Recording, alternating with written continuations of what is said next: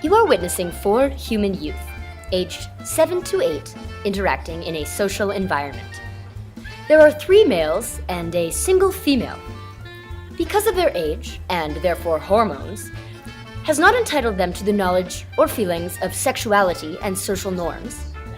The youth are all participating equally, free of bias towards each other.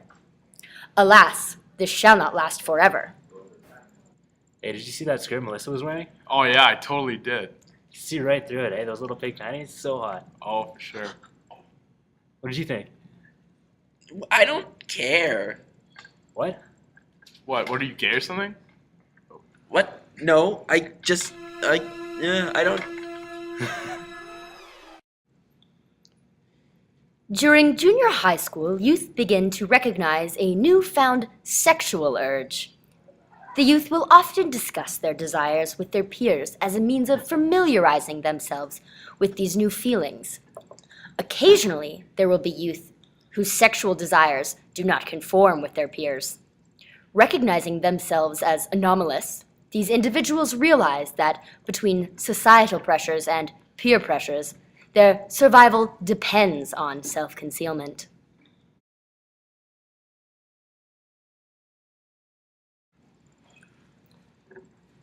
Join us this Tuesday on National Geographic Channel, where we will be discussing the octopus and its ability to camouflage with its surroundings at 9 p.m. on National Geographic Channel.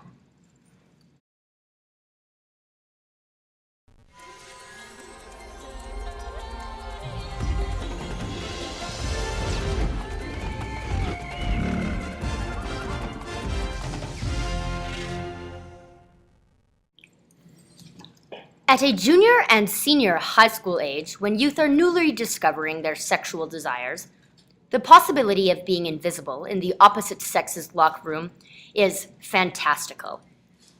Of course, this only applies if it is the opposite sex whom one is attracted to.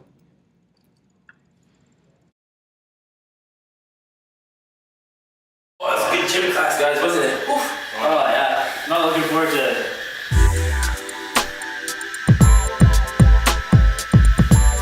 So, how about that Green Bay Packers game, eh?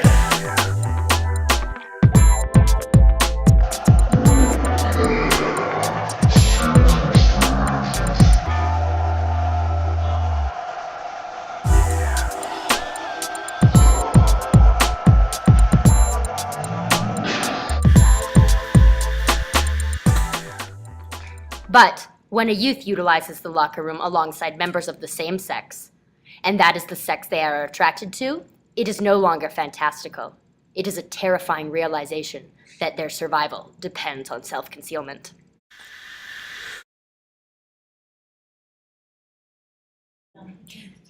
This week on National Geographic Channel's Survival Week, tune in for our program on The Emperor Penguin, where we discuss their need to band together to survive the harsh climate. Fridays at 9 p.m.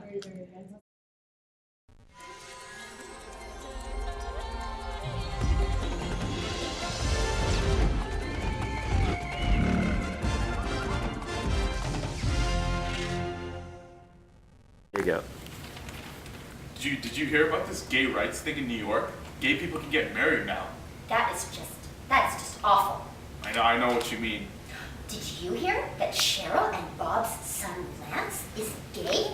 Lance is gay? Can you believe it? I don't even want to talk about that. But Let's son, not talk about Yeah, this. son, how was football today? It was good. Yeah? Really good. Yeah. Thank God we didn't raise no homo like Lance, eh? We're so proud of you for making football lead guy. Thanks, Mom. You're welcome, honey. The youth are conditioned and pruned by societal and cultural norms, which they encounter on a constant basis. In this way, the youth learn what is normal and abnormal.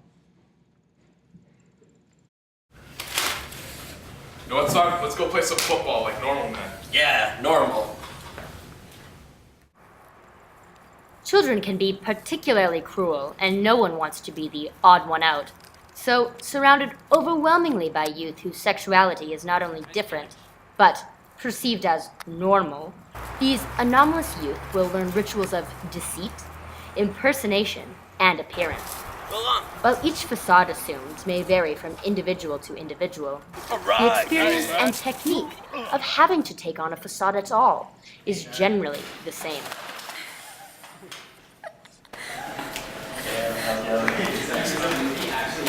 That guy's an asshole. It's tough being like this, you know? Yeah, I know exactly what you mean, man. It's hard being different, eh? This really is. Yeah. This week on National Geographic Channel's Survival Week, tune in for our program on chimpanzees, where we will discuss the behavior of particular groups and the isolation of others. Wednesdays at 9 p.m.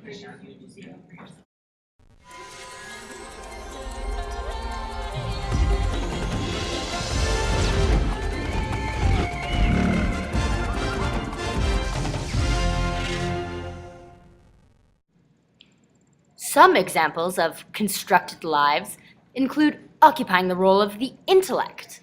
This allows them to avoid issues involving the opposite sex, as they would be considered too nerdy.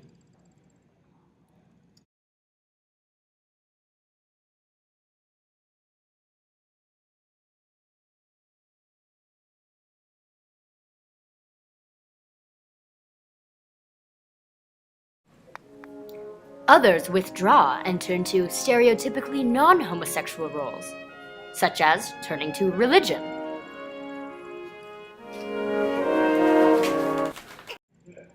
Some, by virtue of having to suppress their natural emotions, find formal outlets to express themselves, such as music or the arts.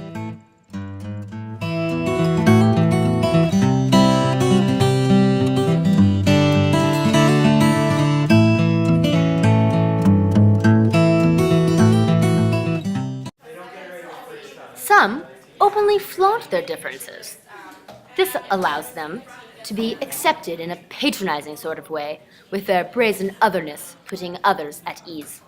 Isn't that guy such a fag? Yeah, no kidding. So I was playing sports on the weekend. I love sports. I won. Alright. Cool. 5 home runs, Oh, no big deal. 4 touchdowns, Wow, you're so 3 manly. goals. I love that. I know. And some turn to sports to out-jock the jocks, serving to gain respect.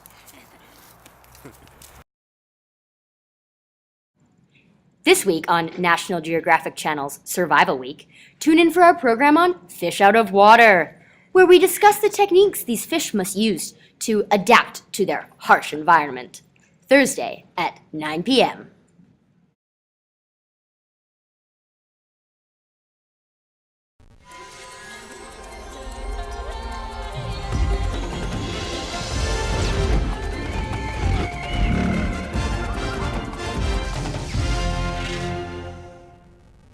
Three males and a single female.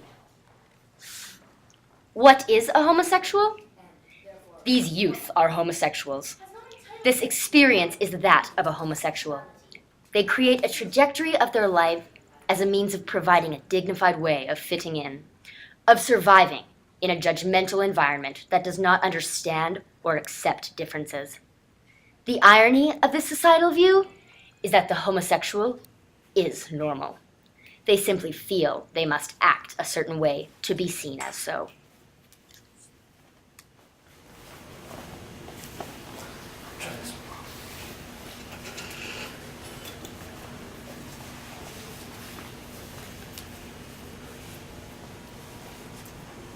Excellent.